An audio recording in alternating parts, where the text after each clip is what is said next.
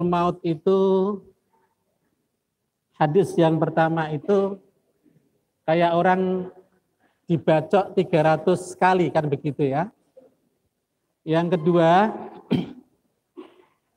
sakitnya itu kayak seisi perut ini dicabut. Seisi perut ini dicabut. Sakitnya kayak begitu. Jadi dikeluarkan perut ya melalui mulut. Sakitnya kayak begitu. Masya Allah. Ya kan? Dan itu nanti pasti akan kita alami semuanya. Nggih. Pak lanjut nggih.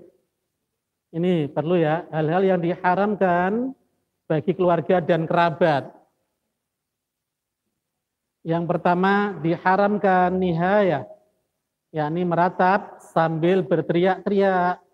Nabi Shallallahu Alaihi Wasallam bersabda, dua hal yang ada pada manusia, yang keduanya menyebabkan masuk neraka ya, mereka kafir ya.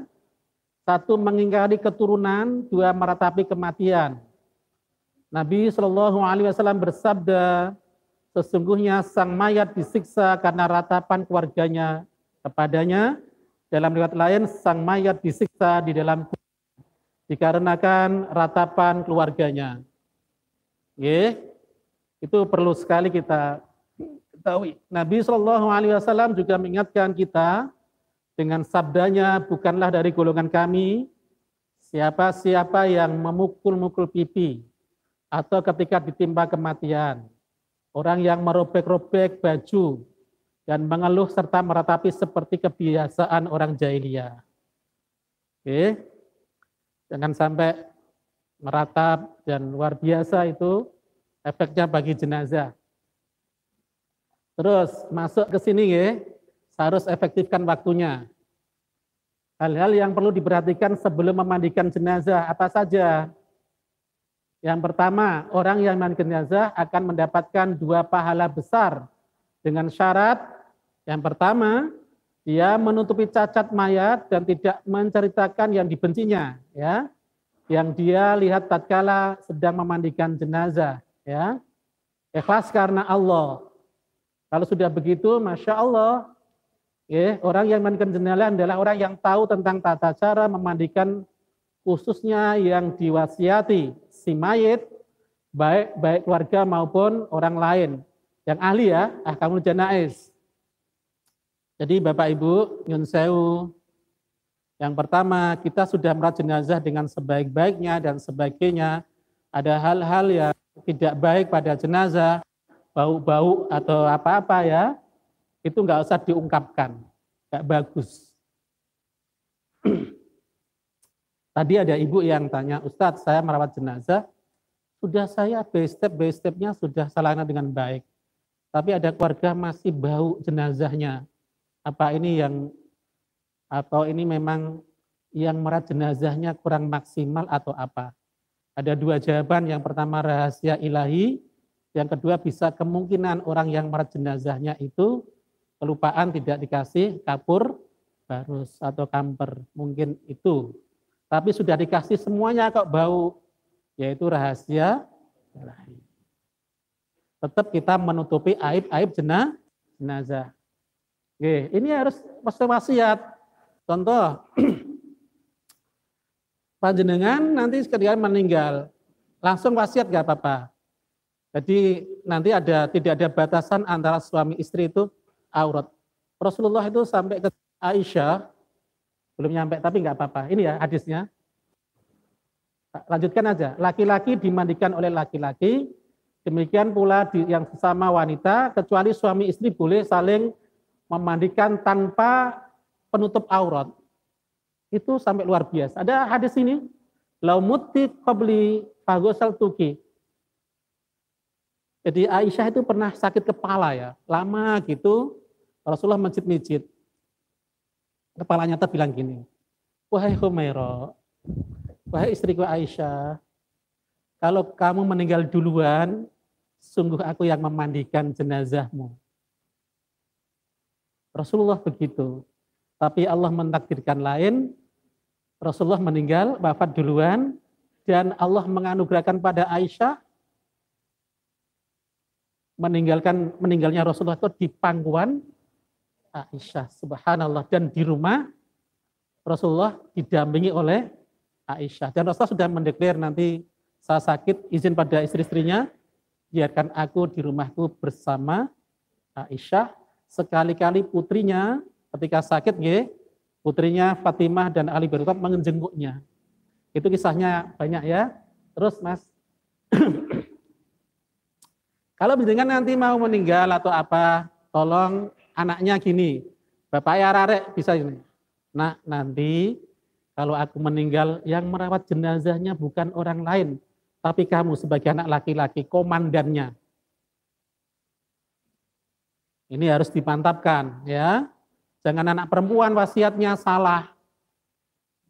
Jadi bapak, walaupun bapak ayah kandungnya mahramnya ya, tidak dibolehkan anak wedoe mandikan bapak. Sebaliknya, ibu arek-arek meninggal duluan, anak laki-lakinya tidak boleh memandikan. Kalau itu dibolehkan bapak ibu, putri Rasulullah ketika meninggal dunia, hadis dari Ummi Atiyah itu ya, itu yang memandikan adalah bukan Rasulullah sendiri, Rasulullah dari bilik, dari jauh. Rasulullah hanya hanya izin ya, Rasulullah sudah selesai. Rasulullah mengambil kain kafan, dikasihkan satu persatu. Coba panjenengan bapak kalau dengan sakit dicawii anak wedok risih enggak? Kalau ibu sakit dengan nyawii risih enggak? Enggak. Kalau suami istri, enggak ada batasan aurat. Bahkan bapak ibu ketika sudah dewasa, anak-anak sudah dewasa, kan dilarang untuk dicampur. Anak-anak wedok wis gede kok ijeh turu abi bapake. Enggak boleh. Saudara kandung pun tidak boleh. Paham ya? Yang diwasiatkan itu yang terpenting. Monggo. Bagaimana kalau seorang bapak tidak punya anak laki-laki? Sampun? Dengan siapa kita sebaiknya berwasiat untuk memandikan bila kita meninggal? Ya, bisa dengan imamuddin yang dipercaya atau kaum muslimin tokoh agama yang tahu tentang fikih itu dan tata. Ya. Jadi tidak harus wasiat, memang diantar yang terdekat dulu. Kalau nggak punya mahram, mungkin saudara kandung bisa, Bapak. Ya, itu. Dilanjut, ya. Oke. Janin yang gugur bila mencapai 4 bulan dalam kandungan, maka jenazahnya dimandikan, disolatkan dan diberi nama. Janin, ya? Tahu ya? Yes. Adapun janin yang kurang dari 4 bulan dalam kandungan ya. Ya, yang kurang 3 bulan, 1 bulan, hukumnya sama dengan sekerat daging, boleh dikuburkan di mana saja tanpa harus dimandikan dan disolatkan. Yang keenam, persiapan untuk jenazah tadi ya, mau mandikan, tidak disyariatkan memandikan orang yang mati syahid walau dalam keadaan junub. Paham ya? Cukup nanti kafannya juga apa yang dipakaikan. Oke, bagi orang yang selesai mandikan mayat, sebaiknya mandi akan tapi tidak wajib. Jenazah yang sudah kaku pakaiannya ini ya, digunting saja, digunting. Kalau masih lemas dilepas saja, biar tidak mubazir. Pakainya bagus, jangan digunting, bisa disedekahkan. Paham ya? Lanjut. Tidak perlu orang banyak, yang berkepentingan saja. 3 sampai 4 atau 5 nanti ya, cukup. Terus petugas yang mandikan harus terpercaya, amanah, menjaga aib si mayit, tatak dan berkelaman. Terpercaya, amanah, bisa menjaga aib si mayit, tatak. Tahu tatak Bapak Ibu? Dan berpengalaman. Insya Allah nanti panjenengan berpengalaman semuanya ya. Minimal lah, keluarganya sendiri nanti ya. Ini ya, Insya Allah. Catatan jika terdapat halangan untuk memandikan jenazah, misalnya tidak ada air atau dalam kondisi jenazah sudah tercabik-cabik atau gosong serta hancur, maka cukup ditayamkan saja. Dan tempat pemandian diusahakan tertutup serta tidak menjadi tontonan sebagaimana terjadi di masyarakat awam, sehingga aib jenazah mayat tidak diketahui kecuali orang memandikan. Mas, setelkan video yang memandikan jenazah.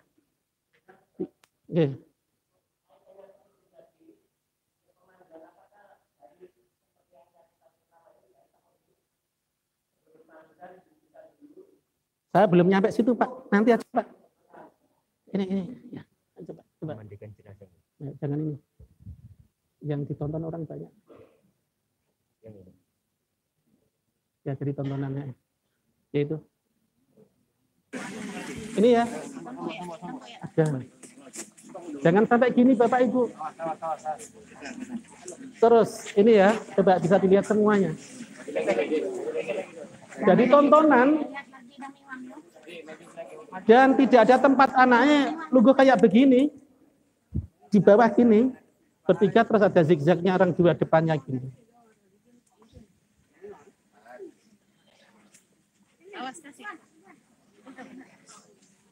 Ya ini. Terus agak di depan dikit. Ada anak kecil yang di bawah juga. Terus. Ini jadi tontonan. Terus. Coba, ini kelihatannya Pak Mudinnya mewudui dulu. Tapi dia hanya nyirami. Ya boleh saja.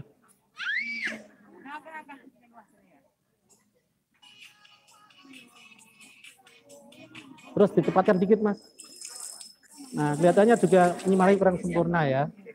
Coba ibu-ibu, bapak-bapak, anak kecil nyirami sampai bawa ember juga itu timbul. Nah, ini. Mubazir airnya ini. Nah.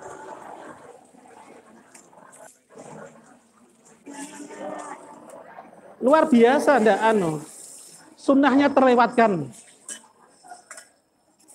Dari bilik itu aja yang dari layar yang itu nyiram juga itu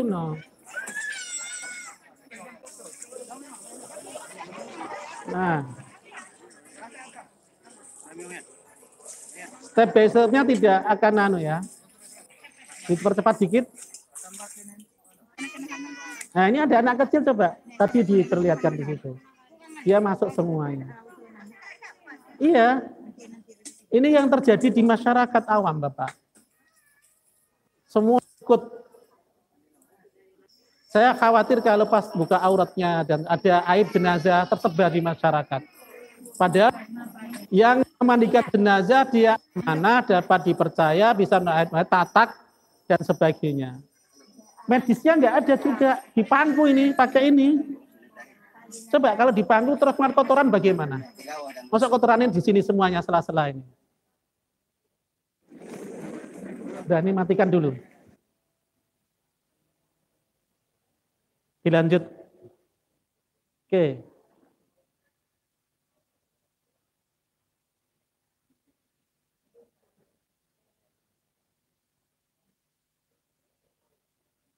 Ya. Nggak bisa ya.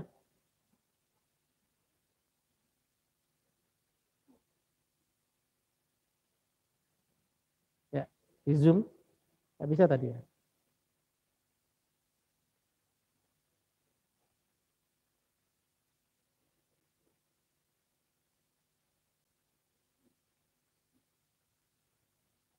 Di Zoom.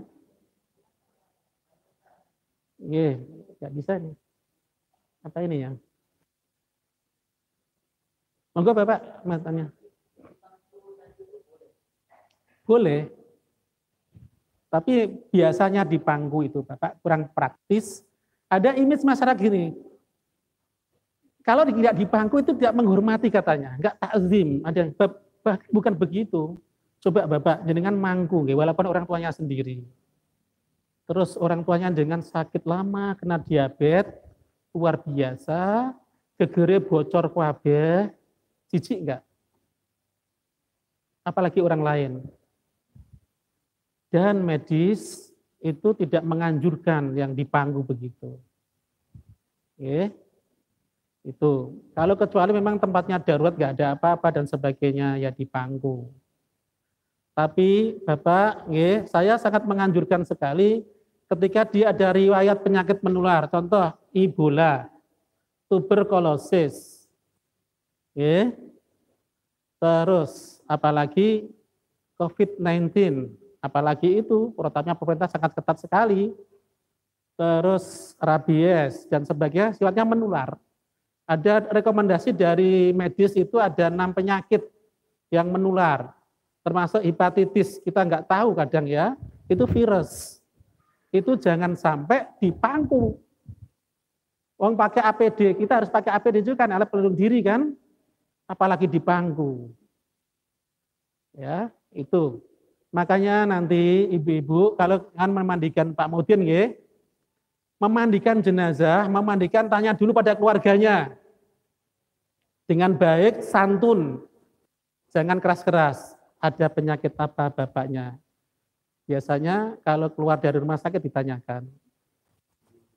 Kalau ada riwayat penyakit yang menular, biasanya ada rekom dari medis, ada puskesmas, penyakitnya menular, itu biasanya kita direkom untuk pakai APD.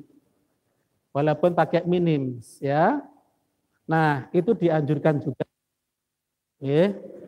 Dianjurkan kita lebih safety. Jangan sampai kita memandikan mayat, kita lemah petugasnya terkapar. Itu enggak boleh. Paham nggih? Oke. Lanjut. Nah, ini disiapkan dulu Bapak Ibu. Saya bisa minta tolong petugas ya. Ayo petugas. Nah, nanti taruh atas saja. Ya.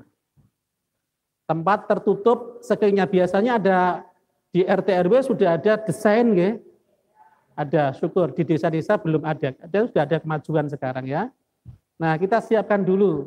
Pertama masker. Walaupun dia tidak ada riwayat penyakit harus pakai masker sekarang ini. Mana maskernya, Mas? Dicarikan. Di situ ada enggak? Ini milik saya ini. Ini paling.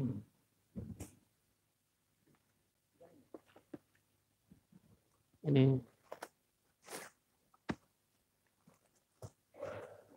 Cari masker situ. Ini masker ya.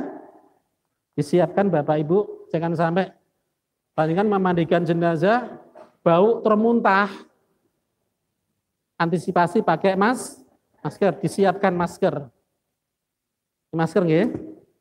Yang kedua, sarung tangan. Sarung tangan, Mas. Di situ ada. Ya, yuk. Sarung tangan panjang ada di situ.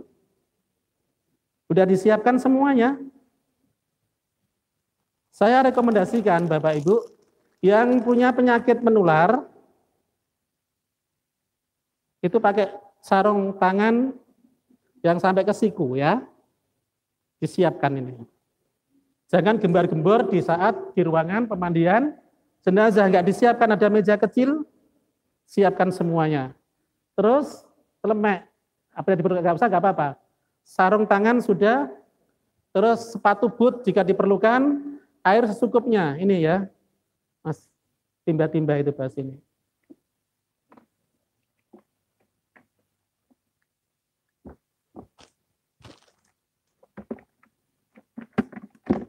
Lepaskan. Ya.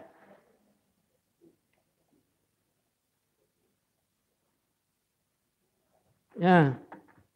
Ini daun bidara. Saya lupa tadi bahwa daun bidara. Terus kapur yang dicampur dengan kapur barus. Pak Mudin nanti minta tolong gini nggih. Kapur barus itu panjenengan nggih. Kapur barus, Mas. Kapur barus itu digecek, dihaluskan. Ada orang yang terus diayak. Fungsinya dibagi dua nanti sekalian. Yang separuh atau seperempatnya, ditaruh di timba agak separuh, kalian ada 3 cebok yang penuh. Dicampur, rendam dulu, kan gitu nggih. Supaya enggak kecipratan, ditaruh tersendiri. Karena pakai siraman yang terakhir. Supaya enggak kecipratan. Paham nggih? Ya, ini ada daun bidara, dan disiapkan semuanya. Nah, setelah itu cebok, mana Mas? 3-tiganya? Ya, minimal ada 2 disiapkan. Nah, diperlukan tim itu ada 4. Paham nggih? 4 itu yang pertama, Mas, 4 orang sini, Mas. Sini. Sampai sini. Ini 1. Oke. Agak ke sana. Nah, seandainya nggak pakai keran ya, ini fungsinya untuk kanan kiri kan, ya kan? Ini tim ini, 2 orang ini, yang depan ini pemain inti. Yang depan ini pemain inti untuk membasuh dan gebir dan sebagainya. Yang 2 orang ini untuk menjaga aurat. Yang nyekel apa itu? Kain penutup itu, supaya gosoknya tertutup. Paham ya? Cebok sini, Mas, kasihkan situ. Puter, sebiur, puter. Yang pakai cebok. Nah, itu terus. Paham ya? Oke, ini pokoknya disiapkan alat ini ya. Yuk, sudah cukup. Terus yang pakai keran itu, Mas. Keran. Nah, didesain Sinoman biasanya ada yang pakai keran. Paham ya? Saya ini petugas yang bertanggung jawab menutup dan membuka keran. Paham ya? Nah, ini yang, ayo Mas, ini jaga aurat. Ini yang basuh semuanya kan pakai keran. Saman bilang, buka, saya buka. Tutup, tutup. Karena jangan sampai mubazir. Tuh, kayak tadi. Innal mubazirina wana syayatin. Paham nggih? Pas aja tadi. Mas. Kapas. Disiapkan ya. Saman minggir. Sudah cukup. Kapas disiapkan. Sampo dan sabun disiapkan. Oke. Nah, gunting disiapkan, sisir ya, gunting disiapkan, sisir disiapkan, terutama untuk jenazah perempuan ya, disiapkan, entah di tempat kafan atau apa. Oke, ini Bapak Ibu disiapkan waslap. Ya, yang utama 2 orang harus pakai ini nanti. Semuanya pakai masker ya. Disiapkan biar nggak gembar-gembor. Terus, nggak bisa.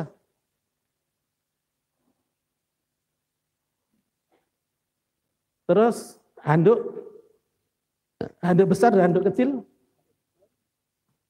Ini anu kain ikhram. Handuk besar di situ di bawahnya. Yang kini. Nah ini air biasa, coba bahas ini. Air biasa ini tadi yang di sini, ya. Ada 3 timba. Tadi ini pakai cebok tadi ya. Ini handuk besar. Disiapkan, handuk kecil disiapkan. Ini handuk kecilnya ya. Setelah memandikan kan diginikan. Nah, yang ini tadi sudah selesai mandikan kan dicabut pakai handuk besar. Ini handuk kecil. Dan bidara sudah. Sampo, Baiklin. Nah, Baiklin gini Bapak Ibu, mana Baiklinnya? Kenapa harus pakai Baiklin atau Isol? Ini Bapak Ibu, nyun sewu. Wajib jenengan kalau ada jenazah yang punya riwayat penyakit menular. Itu disiram 0,5, terus ditaruh nanti kira-kira 1 ember gini, dimasukkan campur dengan air, Setelah itu, sebelum apa-apa ini, disiramkan dulu. Disiramkan semuanya ke jenazah, tunggu 10 menit. Gak usah lama-lama, 10 menit supaya ini anjuran medis nggih, antisipasi bakterinya mati. Paham nggih? Ebola, hepatitis, rabies, tuberkulosis, COVID, HIV/AIDS, ya, orang dalam HIV/AIDS tadi ada 6 itu Bapaknya. Itu rekomendasi dokter pakai APD dan protapnya adalah kayak begini. Paham ya? Kalau nggak ada Baiklin, Wipol atau apa, bukan berarti terus kayak lantai, bukan. Ya, itu hanya menetralisir. Paham ya? Perlu sekali Baiklin. Terus kain panjang untuk menutup aurat, Mas, saya, Mas. Nah, tadi. Nah, ini kalau bisa 2 minimal ya. Disiapkan semuanya. Oke.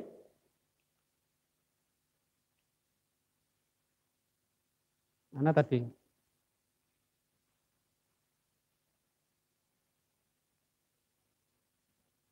Ini ke atas ya?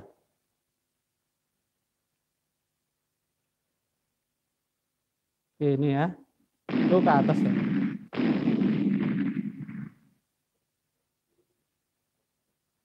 Ini ya. Ini ya. Terus gunting tadi sudah, Bapak Ibu, plastik. Ini, ada plastik, Mas. Saya ada plastik pendek. Nah, itu milik saya. Ini Bapak Ibu, kalau dia tidak punya penyakit menular, tapi gegere, walaupun gegere itu ada orang yang sakit menahun, itu gegere rentan Bapak Ibu, luka. Supaya nanti habis dimandikan dan masuk kain kafan, tidak timbul fitnah dan sebagainya. Kok kain kafannya keluar darah, nanah dan sebagainya, dikasih ini gegere. Paham nggih? Dikasih plastik gini, pas gegere tok, ya kan? Terus dikasih kapas. Kapas itu dikasih kapur barus. Paham nggih? Atau bagi jenazah laki-laki paling dasar kain kafannya, kain kafan kedua baru dikasih ini. Terus kain yang ketiga, nggih, atasnya dikasih kapas sebagainya supaya apa? Jenazah itu langsung kena kain kafan. Paham nggih? Dianjurkan kan kena kain kafan, bukan plastik, kecuali darurat kayak COVID dan sebagainya. Hanya gegerit tok. Jangan sampai bocor. Oke. Kalau ini disiapkan, makanya Bapak Ibu tanya dulu pada keluarganya, sakitnya sudah berapa tahun, gegerin masih bocor enggak? Saya itu Masya Allah, diabetes Bapak, semua itu meledos. Kakinya gini, meledos wabeh. Ada fotonya itu, yang abadikan istri saya, tak ajak merawat jenazah. Ininya meledos, waduh, sampai kesenggol itu berdarah. Gegere itu Masya Allah, gerasnya meledos tak kasih apa itu, kapur apa itu, kapas, terus tak kasih plastik, tak perban dengan sulasi yang kedap air. Ada sulasi kedap air kan itu disiapkan semuanya. Nah, Bapak Ibu, plastik besar, Mas. Kalau plastik besar ini gunanya yang kena riwayat penyakit menular. Paham nggih? Bisa ditaruh paling bawah bisa. Atau setelah kain kafan yang pertama dari bawah tadi. Baru ini. Supaya plastiknya sawangannya kok gak sih plastik, kelihatan kan gak bagus ya. Ditaruh yang kedua dari bawah, baru kain kafan, baru kain kafan lagi. Ini panjang sekali ini. Pokoknya disiapkan. Mas, ini Mas. Hanya anu aja. Ini bisa terlakup gini. Paham ya? Ini saat tebal sekali untuk perlak ini mestinya. Nah, penyakitnya gawat menular itu jangan satu lapis, jangan satu plastik, tapi minimal 2. Paham ya? Apalagi COVID sampai 3 itu, terus pakai kantong juga yang terakhir, sampai begitu. Kantong, pakai peti dan kedap air, dikasih anu semuanya itu. Sampai begitu. Tolong dilipat taruh sini. Oke. Sisir, siwak. Siwak ketika mau mewudu'i itu ya, sunnahnya disiwak. Ini siwak, bukan bulven ini ya. Siwak. Dan siwak itu biar nggak kelutakan ini diserbu apa itu? Kayak sapu itu loh ya. Itu bisa ya. Disiapkan semuanya. Terus kapas tadi sudah ya. Nah itu, ini yang harus disiapkan Bapak Ibu. Untuk memandikan jenazah, jangan sampai panjenengan gembar-gembor ketika nanti memandikan jenazah kekurangannya apa. Jadi kalau bisa Bapak Ibu, makanya sekarang eranya kain kafan itu kadang sudah disediakan. Yang menyediakan siapa? Orangnya sendiri. Sekarang kan banyak gitu ya. Jangan sampai panjenengan itu sampai kain kafan itu belah kain kafan walaupun itu menghabiskan hartanya. Afdol itu bukan sedekah orang lain, kain kafan itu sebetulnya dari harta kita sendiri. Kain kafan jangan sampai yang 90 kalau jangan beli. Yang lebar 150 enak sekali gitu ya. Kalau 150 cukup untuk bapak-bapak itu 8 atau 7,5 sampai 8 meter. Itu cukup sak line itu. Ibu-ibu mungkin 10 atau berapa. Kalau pas 90 disambung-sambung itu bisa 14 meter atau 12,5 lah itu ya. Oke. Ada yang ditanyakan? Monggo Bapak. Mic-nya.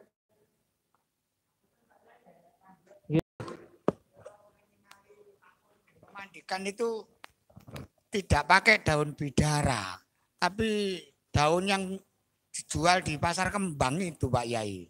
Itu yang pertama yang saya tanyakan. Yang kedua, apakah kafan itu harus kain putih? Sebab saya pernah dengar Pak Yai itu, Pak Yai yang lain bukan jenengan, itu yang penting bisa tutup aurat walaupun ada warnanya, seret-seret begitu. Terima kasih. Nggih, sampun. Nggih, Bapak Ibu, nyun sewu. Untuk daun bidara ini sunnah Bapak, nggih. Sunnah. Bahkan saya kalau mandikan jenazah yang utama untuk wajah dan kepalanya itu tak siram dengan bidara dulu. Ini hadisnya gini ya. Masya Allah. Ini Rasulullah ya dari Ummi Atiyah ya. Ketika putrinya meninggal dunia, nggih. Iksilnaha salasan aw khamsan aksara. Basuhlah dengan 3 kali, 5 kali atau lebih dari itu. Jika dipandang perlu inna ra'aituna dzalik bima'in wasidrin, dengan air dan daun bidara. Kalau nggak ada daun bidara di Indonesia sebagiannya adalah sabun dan sampo. Artos nggih? Sabun dan sampo. Usahakan Bapak-bapak sabunnya jangan sabun cair.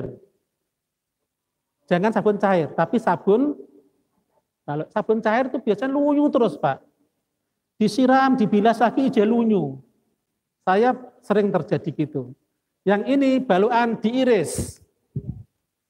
Diiris, wadah gitu, nanti enak. Jangan digosok-gosok nong ini.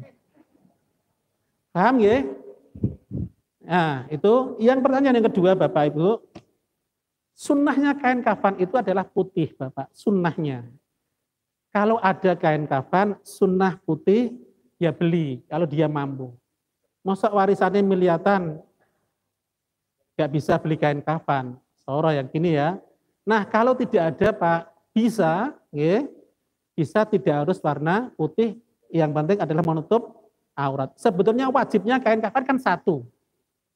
Sunnahnya, ibu-ibu 5 ya, sebenarnya ada perbedaan 3.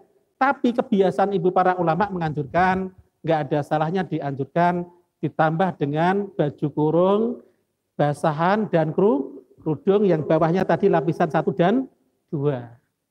Seperti kebiasaan para ibu-ibu. Itu anjuran ulama. Paham Bapak nggih? Jangan sampai panjenengan warisannya wakil loh. Dengan jenazah seenaknya sendiri. Nggak ada takzim sama sekali. Ya, tuh. Terus Rasulullah ini dasar ya memandikan jenazah. Ketika Rasulullah selesai, ketika Ummi Atiyah dan lain sebagainya, dan misal sebagainya itu, maka diberitahukan Faruk dan Nahu diberitahukan pada Rasulullah. Rasulullah fa'alka ilaina hikmah. Rasulullah ngasih apa itu kain kafan sehelai demi sehelai. Terus ashirnaha iyah, bungkuslah dengan ini. Terus ini muttafaq alaih. Terus Rasulullah ibda'na biyamaniha wa ma'adil wudu' minha.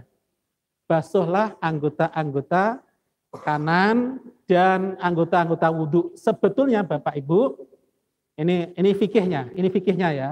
Sebetulnya tidak ada mewudu'i. Cuma ada kata-kata wa ma'adil wudu', diwudu'i saja. Para ulama mengartikan diwudu'i dulu, kan begitu. Diwudu'i dulu. Bukan wudu yang terakhir. Siraman terakhir adalah, nah ini, fadhfarna sya'ruha, ya. Salah satu kurunin, ya. Bagi wanita anaknya Rasulullah itu, putri Rasulullah, ya. Ini rambutnya dikabang jadi 3, terus ditaruh di belakang. Alqaina khalfaha. Ini dasar hadis memandikan jenazah, cuma nanti sunnah dan sebagainya nanti bisa apa itu kekayaan lokal kan begitu. Yang itu tidak bertentangan dengan hadis. Paham ya? Itu sampai gini Rasulullah waj'alna fil akhirati kafura au syai'an min kafur. Siraman terakhir itu ya siraman dengan kapur barus yang dicampur dengan air atau sesuatu yang bisa sebagai pengganti kapur barus. Paham ya? Ini. Ada yang lain bertanya? Ini dulu sebentar ya. Mohon maaf Ustadz. Dari keterangan yang tercantum di lembaran ini, pada saat memandikan mayit, si mayit ada riwayat penyakit tertentu, dalam arti pada saat memandikan direndam dulu dengan air yang dicampur dengan rinso atau obat selama 2 jam. Ini bukan 2 jam Pak itu, salah itu. 2 jam. Itu gini, sebelum ada medisnya begini, sebelum dimandikan itu bahkan ada 4 jam, jangan dianu dulu. Yang kayak COVID itu ada 4 jam atau 2 jam, itu mungkin perlu dikoreksi, nggak apa-apa, ya, atur suwun. Nah, siraman isol dan sebagainya itu 10 sampai 15 menit saja. Ya, atur suwun masukannya nanti saya koreksi lagi. Masih Pak. Ya. Ibu, monggo.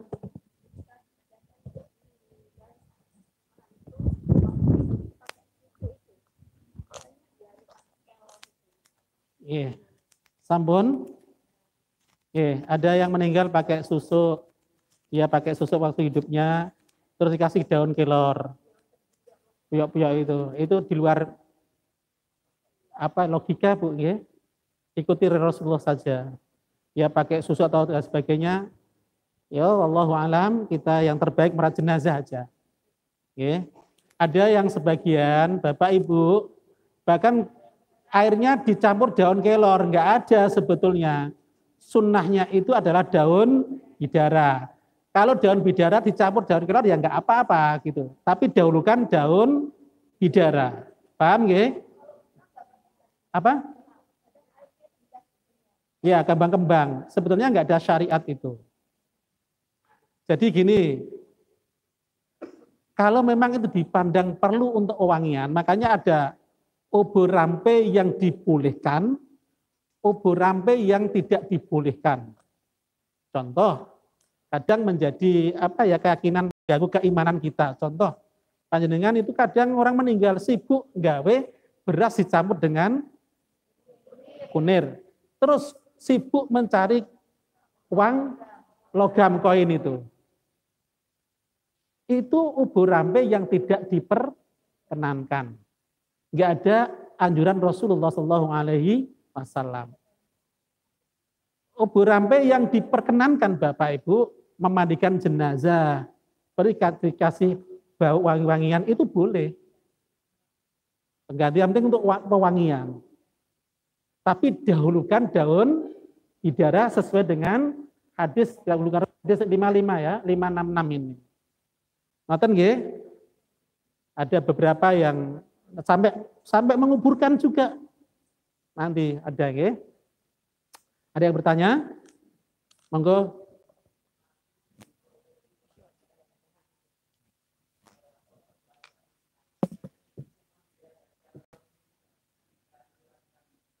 Nggih.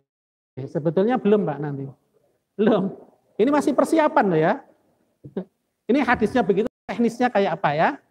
Lanjut nggih. Enggak, Pak. Assalamualaikum warahmatullahi wabarakatuh. Waalaikumsalam. Apunten Ustadz, pada tanglet masalah memandikan jenazah itu biasanya motifnya itu datang, air sudah disiapkan sama keluarganya. Nggih. Terus di gentong, anggaplah di tempat air itu sudah dikasih daun kelor sama kembang biasanya. Itu masih termasuk air yang suci dan mensucikan atau gimana itu Ustaz? Mau nanya. Nggih. Assalamualaikum. Nggih, sampun. Nggih. Assalamualaikum warahmatullahi wabarakatuh. Salam. Ini Bapak, nggih. Itu termasuk air yang suci mensucikan. Nggih. Asalkan air itu tidak air najis dan bukan mustakmal. Jadi tidak ada peralatan jenazah itu airnya mustakmal, tidak ada. Kecuali ini. Memang kapur barus, supaya kenapa tak minggirno gini? Supaya enggak kecipratan dari kotoran terakhir. Nah, sebaiknya begini Bapak, sebaiknya nggih, air yang dicampur dengan daun kelor dan kembang-kembang yang lain itu terpisah dengan air biasa. Air biasa, bukan dicampur gentong yang besar gitu. Nanti sendiri itu. Jadi air yang kembang-kembang itu ada daun bidara, ada kembang, ada kelor, dicampur ya enggak apa-apa. Tapi dalam rangka pembasuhan. Pembasuhan, karena sunnahnya, dahsyatnya daun bidara itu luar biasa ternyata itu. Iso ngusir jin ya iso. Diserbuk buat teh ya iso. Itu disendirikan, nanti yang pak gentong besar untuk pembilasan. Kalau saya usul begitu Pak ya. Nggih. Ngoten. Allahu a'lam. Ada yang lain? Tak ringkas ya. Ini Mas yang belum pernah tanya. Nggih, monggo Bapak.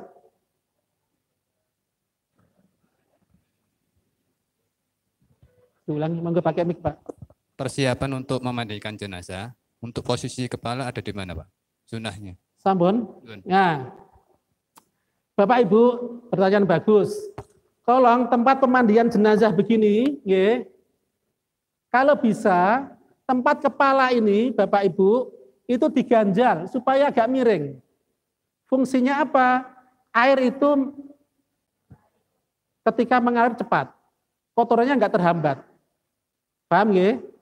Terus Bapak, ya sebaiknya posisi terbaik itu adalah kepalanya ditaruh di timur, ya, kakinya ditaruh di paling di barat. Mari dia sakatul maut saat selesai sakit, sunnahnya begitu. Tapi kalau medannya enggak bagus, ya enggak usah, tidak harus Bapak ya. Tidak merupakan suatu keharusan. Tapi saya anjurkan, ini teknis bagus, diganjil Pak agak tinggi gini, panjenengan ngurutkan itu nanti enak. Andai kan nggak diurutkan gini, itu kotorannya juga keluar dengan enak. Itu nggih. Ada desain dari stainless itu kan sudah ada ya. Nggih. Jangan dipangku ya. Saya menganjurkan jangan dipangku. Lanjut. Sampun, nggak apa-apa. Yang belum pernah tangan. Oh, Ustaz.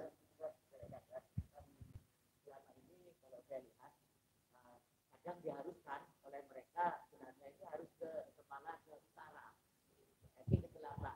Kebanyakan itu apakah itu mereka atau gimana? Kalau medannya memungkinkan. Ya, nggak ada keharusan Bapak.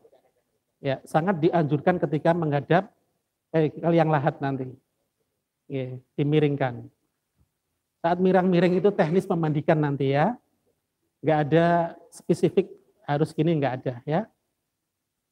Monggo, sebentar ya. Ayo waktunya biar irit.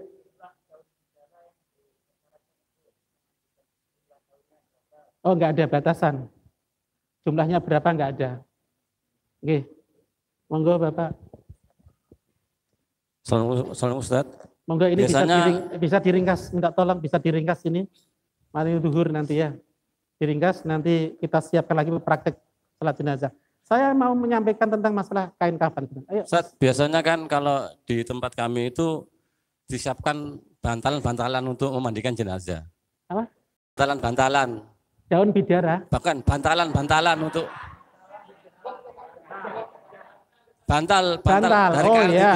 Itu sebaiknya kita gunakan atau tidak, Ustaz? Sampun. Sudah. Ye. Itu tergantung kondisi Pak. Kadang dikasih gedebok. Itu supaya apa? Ada rongga, ye, saat nyawi'i. Bisa ngerogoh dari bawah gini Pak, bisa nyawi'i jenazah, kotorannya memastikan masih keluar atau tidak itu. Itu lebih enak. Ada 3 atau 4 gitu. Ye, ada biasanya. Sebetulnya Sinoman itu menyediakan itu yang bantalan itu yang bulat itu. Jangan gedebok lah. Tapi ya nggak apa-apa, kan tidak ada pakai. Itu ada teknis memudahkan. Makanya tidak disampaikan dalam hadis. Itu teknis memudahkan kita merawat jenazah memandikan. Tidak masalah. Oke. Tuh, monggo Bapak. Memandikannya apa perlu kita posisikan seperti gini, seperti duduk setengah duduk gini agar kotoran keluar? Oke, sampun. Disambut. Dianjurkan begitu Pak. Tapi ojo duduk nemen. Duduk nemen nanti sakit. Miring dikit, apalagi ini sudah dimiringkan. Ya, itu teknis supaya supaya kotorannya cepat keluar, enggak masalah, Pak. Tapi kadang ada yang orang duduk gini kayak orang hidup. Ya janganlah. Agak miring dikit sambil diurut pelan. Itu dianjurkan memang begitu. Ya, diurut pelan. Ada ibu-ibu sebentar nggih. Monggo Ibu. Kasih mic. Ini mengkafani nggak cukup ini ya. Assalamualaikum. Ngeten, kebanyakan di masyarakat sekitar rumah saya di kampung lah, untuk mensucikan yang terakhir, mewudhui niku lho. Biasanya istri atau suami dari almarhum tidak diperkenankan untuk menyentuh lagi. Ngeten niku leres napa mboten? Maksudnya setelah terakhir finishingnya kita tidak diperkenankan ngoten. Leres napa? Sampun? Nggih. Tidak ada begitu ya. Justru malah begini. Yang belum melihat jenazah wajahnya boleh dilihat, bahkan mencium keningnya itu boleh. Tapi Bapak Ibu, kalau sudah rapi dan sebagainya, dan itu Bapak Ibu selama jenazah sudah di orang lain yang istri dan sebagainya, jenazah itu ada orang nggak batal tak Ustadz wudhunya, tidak ada aturan hadis begitu. Dia tidak akan sholat. Tapi ada yang mengatakan bahwasanya, sebagian ulama mengatakan yang batal itu yang memegang jenazah, yang hidup. ya, yang batal seandainya. Andaikan contoh gini, ada yang meyakini bahwa suami istri fikih Syafi'iyah itu mayoritas mengatakan suami istri ketika saling berwudu itu membatalkan. Ada yang tidak. Ketika nanti istri dan suami dimandikan, meninggal duluan, istri megang jenazahnya, jenazah itu ya nggak batal, nggak masalah. Kalau dia meyakini batal, berarti ya, yang wudhu itu, yang istri adalah yang batal.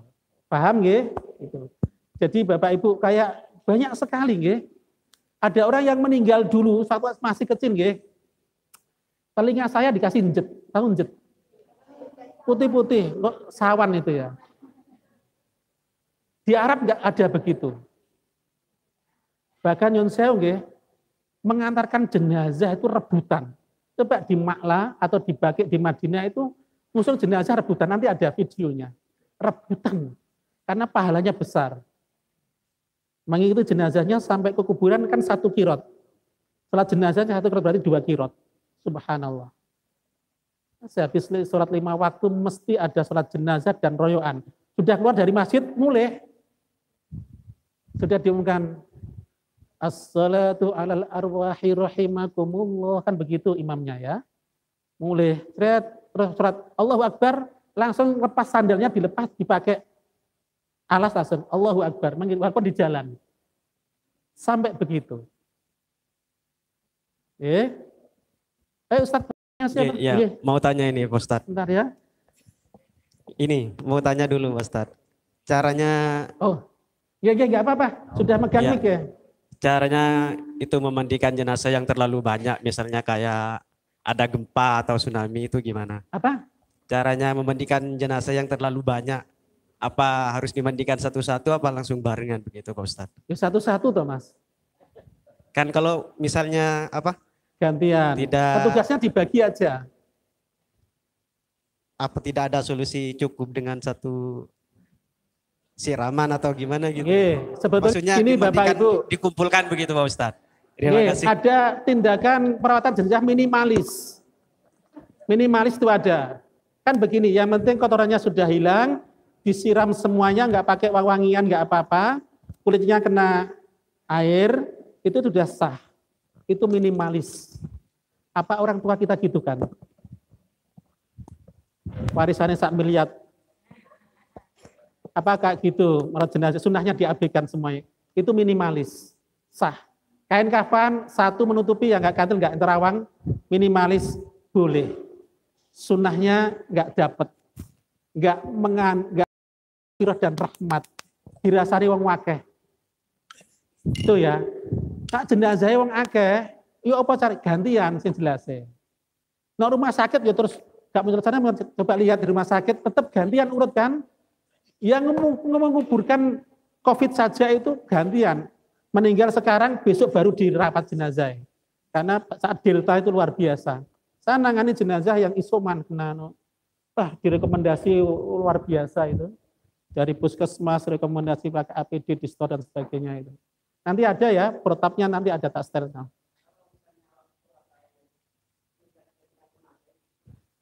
Petugas tidak memadai, darurat ya. Oke. Enggak ada orang belas yang meninggalnya, cukup ditayamumkan. Ada nanti protap-protapnya ada ya. Cukup ditayamumkan, enggak ada. Contoh gini. Yang meninggal perempuan, ada 2 hal, enggak ada orang laki-laki belas. Wong wedok gak ono sing wani blas. Ya, itu pertama cukup ditayamumkan, yang kedua dimandikan tapi tidak dilepas pakaiannya, disiram apa adanya ya enggak digosok dan sebagainya. Ada 2 treatment begitu. Nggih, sampun nggih. Sik, ada nambah-nambah sik, gantian yang lain. Nanti bisa ketemu saya, enggak apa-apa. Monggo, nggih. Ini kurang 8 menit. Oh, alhamdulillah. Oh, monggo Ustazah. Wajahnya Ustazah ini. Nggih. Mic-nya mana ini? Nggih, sampun. Ibu-ibu yang sedang haid itu boleh memandikan jenazah, akan tetapi yang tidak haid itu lebih baik. Paham ya? Ya, cukup, monggo. Ustadz, yang sering saya lihat itu, bukan sering, maksudnya pernah melihat. Biasanya kalau sudah dimandikan bersih semua, terakhir kan diwuduin itu.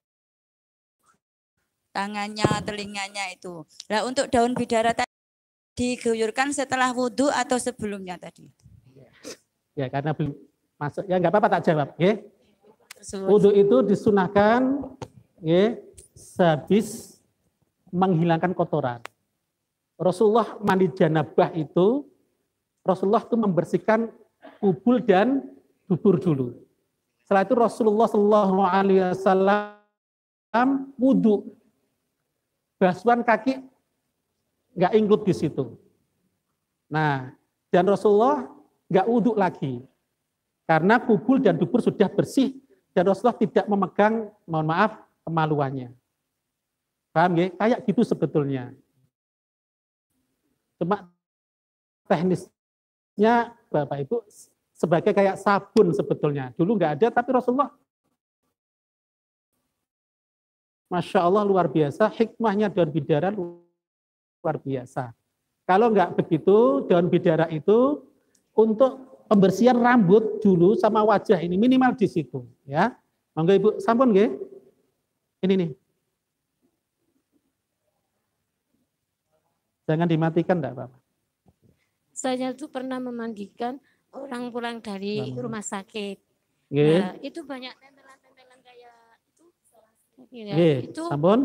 kan kalau dicabut keluar darah. Itu bagaimana? Ya, yang jenazah dari rumah sakit Bapak-bapak itu kadang banyak sulasi. Bekas dari infus, nggih. Apa? Nggih, enggak apa-apa, berjalan. Nggih. Paham nggih? Tetap Bapak Ibu, sulasi itu adalah penghalang masuknya air. Walaupun nanti pelan-pelan nggih, kan kasih minyak sebelum mandi, kasih minyak supaya ya ada karet-karetnya itu keluar, ya. Itu dibersihkan dulu Bapak Ibu. Pakai sabun enggak apa-apa, bisa licin kan itu. Walaupun keluar darahnya, enggak apa-apa. Toh nanti darahnya kan akan habis.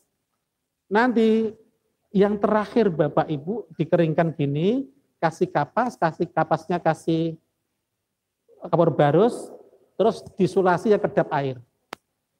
Pasti. Ya, ada yang begitu. Jangan sampai menyengsarakan yang merawat jenazah. Ya, walaupun nanti keluarnya itu adalah kotoran. Contoh begini, memandikan jenazah setelah selesai semuanya, kok keluar, sumpel wae karo kapas. Karena menyiksa yang merawat jenazah itu enggak boleh. Nggih, enggak apa-apa. Nanti kasih kapas sama plastik. Biar airnya adalah di dalam itu. Cek satu. Nggih, yang penting sudah berikhtiar kan? Itu yang pertama. Yang kedua, jenazah yang sudah mau sudah dikafani keluar, diabaikan saja fotonya, ya. Diabaikan saja karena menyengsarakan orang yang merawat jenazah. Awalnya kita sudah berusaha. Paham nggih? Nggih. Sampun nggih? Satu lagi. Monggo. Ibu-ibu harus dilayani, Pak nggih.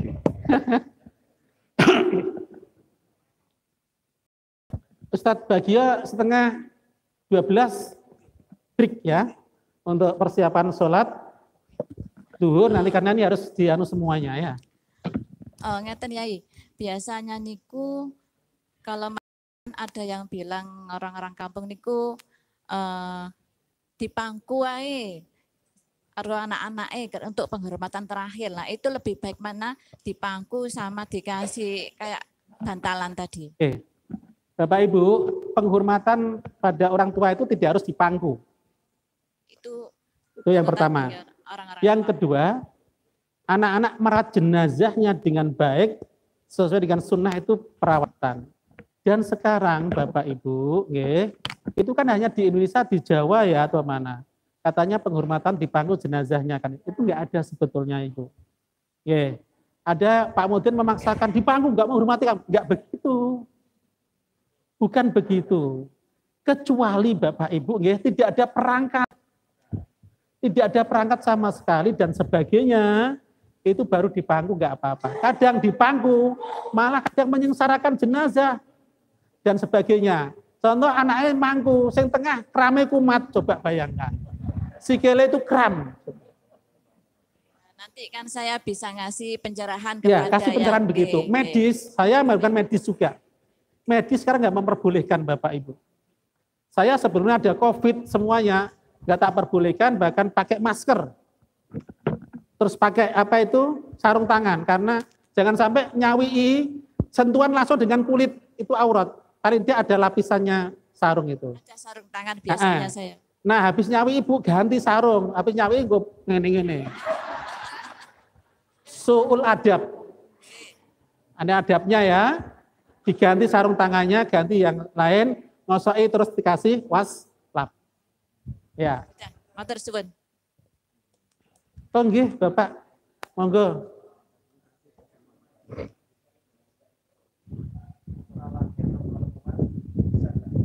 Terus pundi, Bapak? Nggih. Ya. Ini sebenarnya sudah ada pertanyaan, kalau memandikan jenazah, putra-putrinya yang lain jenis apa bisa mandikan? Bapak Ibu, Bapak nggih. Hadis Rasulullah saja, hadisnya tadi. Kalau ayahnya saja nggak boleh, Pak. Rasulullah kata putrinya meninggal dunia, yang mandikan adalah kaum ummahat, ibu-ibu. Rasulullah nggak mandikan. Rasulullah hanya dari luar dan memberikan kain kafan saja. Al-haqna fiha dan gitu kan. Terus tadi sudah tak ibaratkan kalau bapak meninggal, nyun sewu, bapak meninggal, anaknya wedok kabeh. Enggak ada orang lain kecuali kaum muslimin. Anaknya kalau bisa tidak diperkenankan nyawii. Kalau mau lihat gini enggak apa-apa. Membersihkan wajah enggak apa-apa. Nyawii Pak, terutama aurat besar. Itu risih. Pandangan begini, walaupun sakit dicawi anak wedok kan risih ya. Dan itu adalah aurat besar walaupun mahram tidak diperkenankan. Lebih afdal itu adalah sejenis, apalagi sejenis anak laki, sangat dianjurkan apalagi diwasiati. Sebaliknya juga begitu, yang meninggal adalah kaum ibu-ibu. Wallahu alam. Ada yang lain? Kadang ada orang yang memaksakan begini, yang saya memaksakan.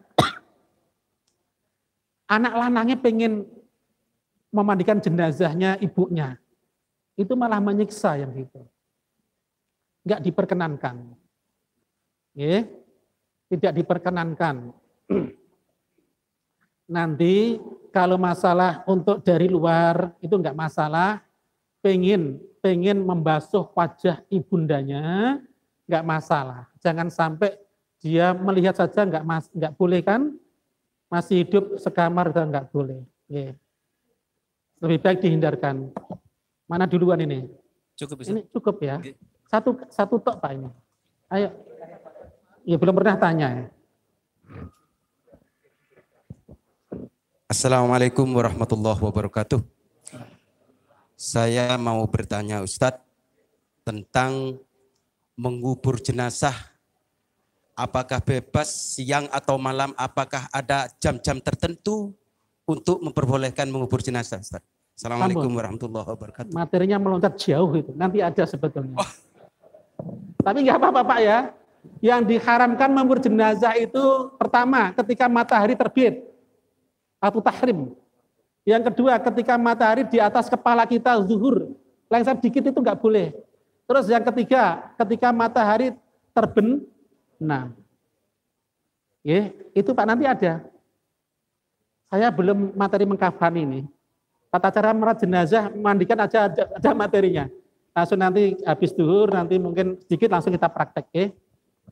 Sampun ya. Oke, Bapak Ibu para jamaah kita break sebentar. Kita isoma. Mohon maaf bagi yang jamaah putra, mohon sebelah kiri, jamaah putri nanti bisa